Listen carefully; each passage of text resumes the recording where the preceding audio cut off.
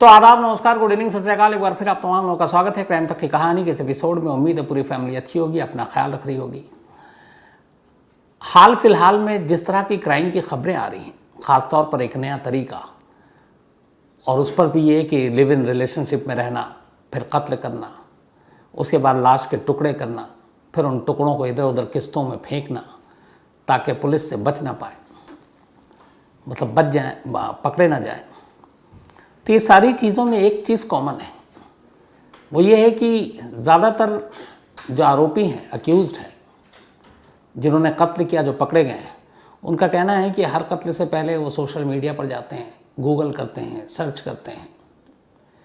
अब यहीं पे एक सवाल उठता है कि जब ये सब कुछ करते हैं, ढूंढते हैं, और फिर ये आप किसी और ने इसी तरीके का कत्ल किया, फिर उसको कॉपी करते हैं। जैसे आफ्ताब पूनावाला के बाद बहुत सारी ऐसी लाशों के टुकड़े मिले, फ्रिज से लाशें निकली। तो ये जितने भी मुजरिम होते हैं जो इस तरह की चीज़ें करते हैं, वो अंजाम भी तो पढ़ते ही होंगे अखबारों में, टीवी से। अगर वो क्राइम करने का तरीका सीख रहे हैं तो क्राइम के बाद के अंजाम भी उन्हें पता होंगे कि बेशक 6 महीने 7 महीने लगे, लेकिन आखिरकार वो पकड़ा गया। तो यहीं पे ये सवाल है कि किसी क्राइम को कहीं से सोशल मीडिया या न्यूज़ चैनल या फिर अखबारों से, क्राइम शो से आपने आइडिया तो चुरा लिया, लेकिन अंजाम भी तो आपको पता है कि आखिर में पकड़े जाना है। तो फिर क्यों क्राइम करते हैं? मतलब ये जानते हुए भी कि हर एक जुर्म का अंजाम क्या होगा, आखिर में कानून उन तक पहुंचेगा, पकड़ा जाएगा, लेकिन उसके बावजूद भी इस तरह के क्राइम नहीं रुकते। और अब तो लगता है मुजरिमों के दिल से कानून और पुलिस का खौफ ही जाता रहा है, डर ही नहीं है। अगर ऐसा ना होता तो आज की जो कहानी है, एक शख्स जो कत्ल करता है, कत्ल करने के बाद लाश को अपने पास रखे हुआ है, फिर वो सीधे पुलिस स्टेशन जाता है। पुलिस स्टेशन जाकर जिसका उसने कत्ल किया उसकी गुमशुदगी की रिपोर्ट लिखाता है, वापस आता है, वापस आने के बाद फिर लाश को ठिकाने लगाता है। तो ये जो टाइमिंग है, मतलब ये दिखाता है कि उसके अंदर कहीं भी खौफ ही नहीं था कि वो पुलिस में जा रहा है, रिपोर्ट लिखा रहा है, क्या पता पुलिस उसी पर शक करे, फिर उसी को पकड़ ले, और क्या पता उसके रिपोर्ट के बाद उसकी घर की, उसके कार की तलाशी ली जाए और वो पकड़ा जाए। क्या पता अगले दिन उसके मूवमेंट पर नज़र रखी जाए और वो लाश ठिकाने लगाने जा रहा तो पकड़ा जाए। लेकिन इन सब से बेफिक्र, मतलब उसे कोई खौफ नहीं, क्राइम करता है, पुलिस के पास जाता है, रिपोर्ट लिखाता है, फिर बड़े तसल्ली से लौटता है, इसके बाद बड़े आराम से लाश को ठिकाने लगाता है। न सिर्फ ठिकाने लगाता है, अगले दिन फिर जाता है, देखता है, उसे लगता है कि नहीं अब भी कुछ इसमें गड़बड़ है, फिर उस पर कुछ और काम करता है। आज की कहानी हैदराबाद की कहानी है, और ये कहानी है एक ऐसे शख्स की जो कायदे से MBA जिसने कर रखा है, कॉन्ट्रैक्टर है, लेकिन साथ ही साथ एक मंदिर का पुजारी भी। उम्र सिर्फ 36-37 साल, नौजवान, बेहद पढ़ा लिखा, मतलब MBA की डिग्री है उसके पास, कॉन्ट्रैक्टर है, अच्छा खासा बिजनेस है, लेकिन फिर वो एक मंदिर का पुजारी बन जाता है। शादीशुदा है, 2 बच्चे हैं। कहानी हैदराबाद के अयाग्री साईं कृष्णा, ये नाम है। कृष्णा 37 साल का एक MBA डिग्री होल्डर, एक कॉन्ट्रैक्टर और एक मंदिर का पुजारी। पुजारी की ही वेशभूषा में 5 जून, इसी महीने की बात है, आज 14 है, 9 दिन पहले, कृष्णा सुबह पुलिस स्टेशन पहुंचता है। Rajiv Gandhi international airport police station, ये हैदराबाद में, यानी शहर से दूर है, एयरपोर्ट के करीब है। ये पुलिस स्टेशन जाता है और जाने के बाद कहता है मुझे एक गुमशुदगी की रिपोर्ट लिखानी है। जिसकी गुमशुदगी थी उसने बताया कि वो मेरी भांजी है, मैं उसका मामा हूँ। उसका नाम क्रुगाती अप्सरा है। अप्सरा की उम्र करीब 30 साल। उसने बताया कि 3 जून की रात को शमशाबाद इलाके में मैंने अप्सरा को ड्रॉप किया था अपनी गाड़ी से। इसके बाद उसको भद्राचलम जाना था, वहाँ से तो मैंने ड्रॉप किया, मैं वापस लौट आया। 3 जून की रात की बात है। फिर मैंने सुबह फ़ोन किया कि तुम भद्राचलम ठीक से पहुँच गई, तो उसका मोबाइल स्विच ऑफ। फिर मैंने अप्सरा की माँ को फ़ोन किया, यानी अपनी बहन को, तो उसने कहा कि नहीं वो तो यहाँ भी नहीं आई और भद्राचलम भी नहीं पहुँची, उसका मोबाइल भी बंद है। तो ना वो हैदराबाद अपने घर लौटी, ना ही भद्राचलम पहुँची, और वो गायब हो गई है। और इसीलिए पुलिस के पास आया हूँ, आप उसकी गुमशुदगी की रिपोर्ट लिख लीजिए। अब पुलिस सामने खड़ा हुआ है कृष्णा, उस वक्त एकदम पुजारी की ही वेशभूषा में। तो पुलिस को भी लगा कि परेशान शख्स, चलो इसकी रिपोर्ट लिखते हैं। अब पुलिस ने अप्सरा की गुमशुदगी की रिपोर्ट लिखा ली। तो कुल मिलाकर रिपोर्ट यही था कि उसने उस रात 3 जून की रात शमशाबाद इलाके में ड्रॉप किया। वहाँ से भद्राचलम जाना था, लेकिन वो ना हैदराबाद अपनी माँ के घर पहुँची, ना भद्राचलम अपने दोस्तों के पास पहुँची, और मोबाइल बंद है। अब पुलिस ने रिपोर्ट लिखने के बाद तफ्तीश शुरू की। 4 जून की ये रिपोर्ट थी, बल्कि 5 जून की। उसके बाद अब पुलिस ने तफ्तीश की। एक 30 साल की महिला की गुमशुदगी की बात थी, एक पुजारी कंप्लेनेंट। अब पुलिस ने अपनी जांच आगे बढ़ाई। अब जांच के दौरान फिर पुलिस ने वही पुलिसिया जो तरीका होता है कि जो गुमशुदा है, जो गुम हुई, आखिरी बार वो किससे मिली, किससे बात की। तो इत्तफाक की बात यह है यहाँ कि आखिरी बार जिससे वो मिली, जिससे बात की, वो वही कृष्णा है जो खुद कंप्लेनेंट भी है, मतलब शिकायत करता भी है। तो अब पुलिस ने कहा कि चलो कृष्णा से ही पूछताछ करते हैं। कंप्लेंट लिख लिया। इसके बाद पुलिस कृष्णा के पास आई। कृष्णा से उसने पूछताछ की कि अच्छा आप उसकी सारी डिटेल बताइए। तो उसने कहा कि मैंने जो कंप्लेंट में लिखा ये वही डिटेल है। 3 जून की रात मैं अप्सरा के घर गया था, उसकी माँ वहीं थी। उसके बाद मैंने अप्सरा को अपने साथ लिया। अप्सरा को भद्राचलम जाना था, मैं उसको लेकर घर से निकला गाड़ी में। इसके बाद मैंने शमशाबाद में उसको ड्रॉप किया, वहाँ से वो उसको बस पकड़ कर फिर भद्राचलम जाना था, और मैं घर लौट आया। सुबह मैंने कॉल किया तो मोबाइल बंद। फिर मैंने अप्सरा की माँ को कॉल किया तो उसने कहा अब उसका कोई पता नहीं, वो तो यहाँ नहीं आई, भद्राचलम नहीं पहुँची, लिहाजा मैं आपके पास रिपोर्ट लिखाने चला गया। तो ये पूरे अपना बयान, एक हो गई कंप्लेंट और एक हो गया बयान, अब पुलिस ने दर्ज किया। अब पुलिस ने कहा कि इसमें क्लू एक ही है। एक, 3 जून की रात अप्सरा अपने घर से निकली, शमशाबाद में उसको ड्रॉप किया कृष्णा ने, पहुंचना भद्राचलम है। तो ये जो पूरा रूट है इसको खंगाला जाए। तो अब सबसे पहले जो अप्सरा के घर के इर्द गिर्द की तमाम तस्वीरें थी, पुलिस ने उसको खंगाला। बिल्कुल कृष्णा का बयान सच था, वो अपनी गाड़ी में आया और एक कैमरे में कैद भी हुआ। अप्सरा उसके साथ थी, वो दोनों गाड़ी से निकले। इसके बाद वो वहाँ से निकला और निकलने के बाद करीब 21 किलोमीटर का पूरा रास्ता है जो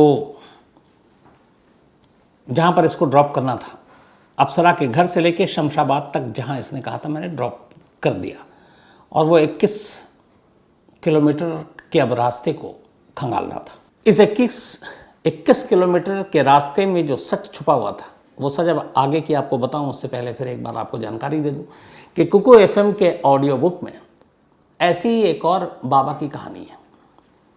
बल्कि वो तो वो शख्स है जो अपने आप को इंसान नहीं भगवान ही मानता था।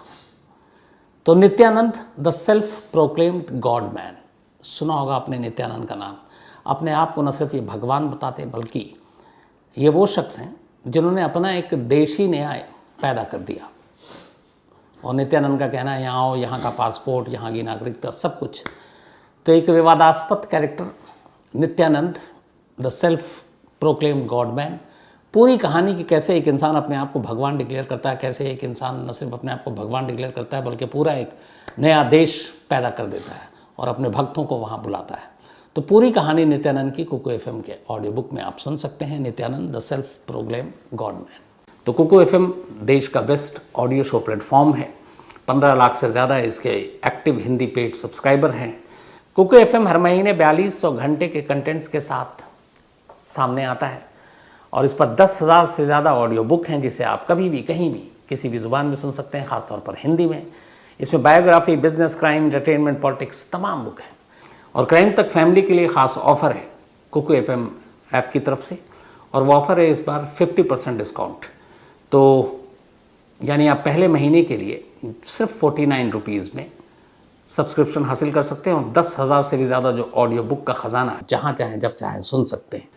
और डिस्क्रिप्शन में लिंक है, तो लिंक में जाएं और क्राइम तक फैमिली के लिए क्राइम 50 कूपन कोड है, उसका इस्तेमाल करें और 50% डिस्काउंट पाएँ। 99 रुपीज़ का सब्सक्रिप्शन पहले मंथ के लिए सिर्फ 49 रुपीज़ में। तो यहाँ पे कृष्णा जो MBA का डिग्री जिसके पास, कॉन्ट्रैक्टर और एक मंदिर में पुजारी, पुलिस को बयान दिया, पुलिस में रिपोर्ट लिखाई। अब पुलिस ने उसके बयान के आधार पर 21 किलोमीटर के उन रास्तों को नापने का फैसला किया, ख़ासतौर पर उन 21 किलोमीटर के रास्ते में जितने भी सीसीटीवी कैमरे हैं।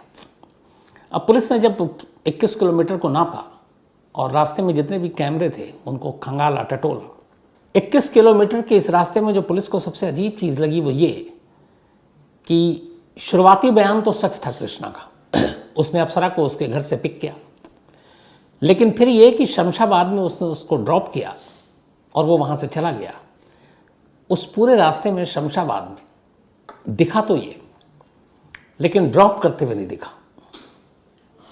तो यहाँ पे सवाल ये था कि कृष्णा झूठ क्यों बोल रहा है कि उसने शमशाबाद में ड्रॉप किया। अब पुलिस ने फिर पता किया कि जो कृष्णा का घर था, तो कृष्णा जो है सरूर नगर में रहा करता था और सरूर नगर में एक मंदिर है जिसमें वो पुजारी था। पुलिस ने अब कहा कि चलो इन 21 किलोमीटर के अलावा ज़रा कृष्णा के घर के इर्द गिर्द के सीसीटीवी कैमरे को खंगालते हैं। इत्तेफाक से सरूर नगर के कुछ सीसीटीवी कैमरे में कृष्णा कैद हो गया और उसी कार में वो दिखाई दे रहा है। अब पुलिस का कहना था कि वो सीधे शमशाबाद गया, शमशाबाद ड्रॉप करके यहाँ आया, लेकिन यहाँ जो कैमरा बता रहा है वो ये कि वो अप्सरा को लेकर घर से शमशाबाद गया ही नहीं, सीधे सरूर नगर आ गया। तब उसने ये झूठ क्यों बोला? अब कैमरा एक सबूत के तौर पर था। पुलिस ने कहा कि अब इससे पूछताछ करते हैं। अब पुलिस ने कृष्णा को एक कंप्लेनेंट के तौर पर नहीं बल्कि एक आरोपी के तौर पर पूछताछ करने का फैसला किया। इसके बाद उसके सारे बयान अलग अलग होने शुरू हो गए। जब उसको सीसीटीवी कैमरा दिखाया गया, उसकी कार दिखाई गई, लोकेशन दिखाया गया, फिर वो कुछ कुछ बहाने बनाने लगा, लेकिन ज़्यादा देर तक चला नहीं। आखिर में कृष्णा को एहसास हो गया कि ये जो सारे सबूत हैं ये शायद उसके झूठ से अब ज़्यादा देर तक टिकेंगे नहीं। फिर उसने सच बोलने का फ़ैसला किया और उसने कहा कि अप्सरा अब इस दुनिया में नहीं है, मैंने उसको मार दिया है। इसके बाद उसने पूरी कहानी सुनाई। एक पुजारी ने एक 30 साल की महिला का कत्ल क्यों किया और फिर खुद क्यों रिपोर्ट लिखाने गया। तो कहानी कुछ यूँ थी कि ये जो अप्सरा थी, अप्सरा तमिलनाडु के कोयम्बटूर की रहने वाली थी और वहीं इसकी शादी हो गई थी। लेकिन शादी के कुछ वक्त बाद अप्सरा के हस्बैंड ने सुसाइड कर लिया, उसकी मौत हो गई। मौत के बाद 2022 में अप्सरा अपने घर सरूर नगर आ गई, हैदराबाद के करीब, क्योंकि अब हस्बैंड था नहीं और कोई सहारा नहीं था, तो उसने तमिलनाडु छोड़ दिया और कोयम्बटूर से वो सीधे कुछ वक्त चेन्नई में भी रही, फिर सरूर नगर आ गई।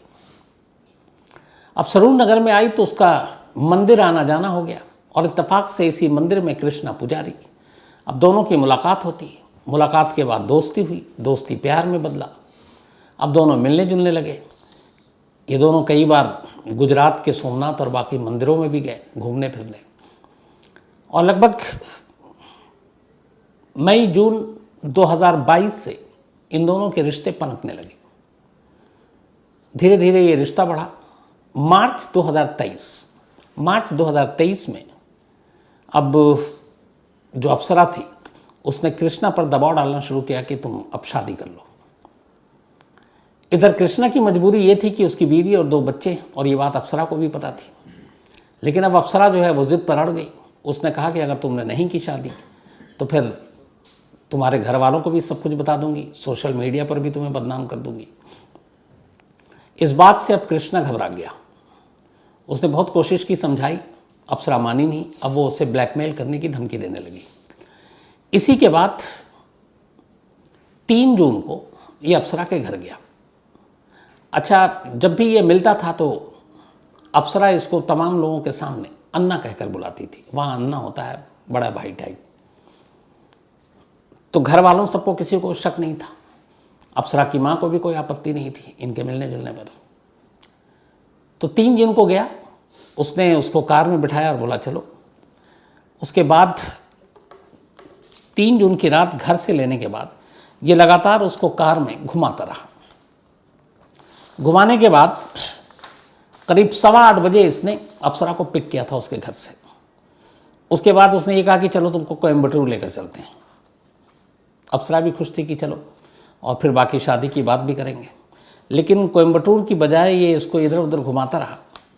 अब रात होने लगी, अप्सरा कार के अंदर थी, उसको कुछ नींद आने लगी, उसे फिर पता नहीं ये रूट कौन सा है, और ये उसको कोयम्बटूर ले जाने की बजाय शमशाबाद में एक नरखोड़ा विलेज है वहाँ ले गया।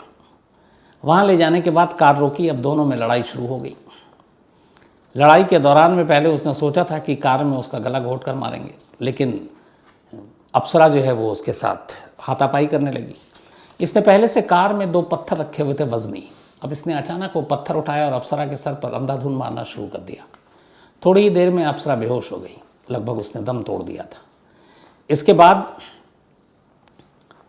वो वहाँ से वापस आता है और सुबह करीब 4 बजे एक सुल्तानपुरा इलाका है, वहाँ पे एक काऊ शेल्टर है, गौशाला, वहाँ पर गाड़ी रोकता है, पहले सब कुछ चेक करता है और फिर ये सब कुछ करने के बाद ये वापस अपने घर पहुँचता है, गाड़ी पार्क करता है, लाश कार में है और फिर सुबह हो जाती है, सोता नहीं है। जब सुबह हो गई तो अब ये फ़ोन करता है अप्सरा की माँ को और पूछता है अप्सरा कहाँ है। कहती कि नहीं वो तो पहुँची नहीं। फिर ये कहता मैं आ रहा हूँ।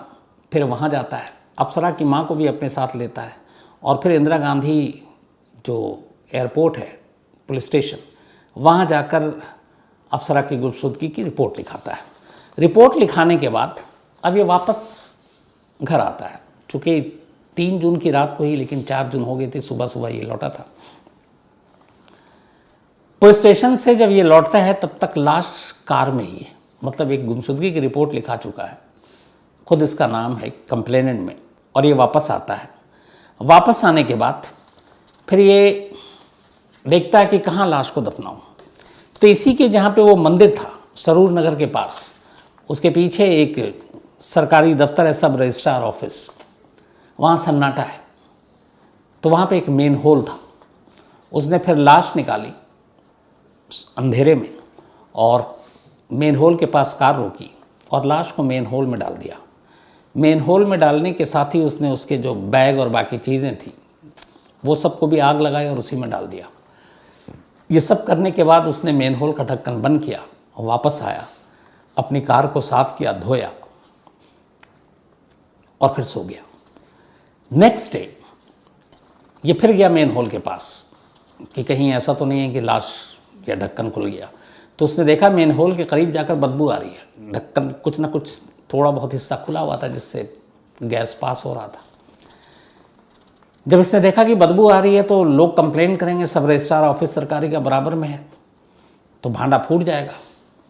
फिर ये नेक्स्ट डे इसने, चूँकि मंदिर वहाँ से इसका करीब था जहाँ ये पुजारी था, 2 ट्रक लाल मिट्टी मंगवाई और लाल मिट्टी मंगाने के बाद उसने उस मेन होल के इर्द गिर्द और मेन होल पर वो मिट्टी डलवा दी ताकि बदबू और ये सारी चीज़ें दब जाए। जब ये सब कुछ हो गया तो वह बेफिक्र, इधर पुलिस में उसने कंप्लेंट पहले ही लिखा दी। अब ये माँ के साथ मिलकर, अप्सरा की माँ के साथ मिलकर अप्सरा को ढूंढ रहा है, इधर उधर मिल नहीं रहा है। पुलिस भी कोशिश कर रही है, लेकिन एक झूठ कि उसने शमशाबाद में ड्रॉप किया, वो 21 किलोमीटर के सफ़र के सीसीटीवी कैमरे, बस उसमें उसकी गाड़ी का शमशाबाद के जिस पॉइंट पर उसने कहा था कि ड्रॉप किया है उसका ना पाया जाना, पुलिस ने का उस पर शक चला गया और यहीं से सारा भांडा फूट गया। और फिर उसके बाद पुलिस ने उससे पूछताछ की और ये सारी कहानी सामने आ गई।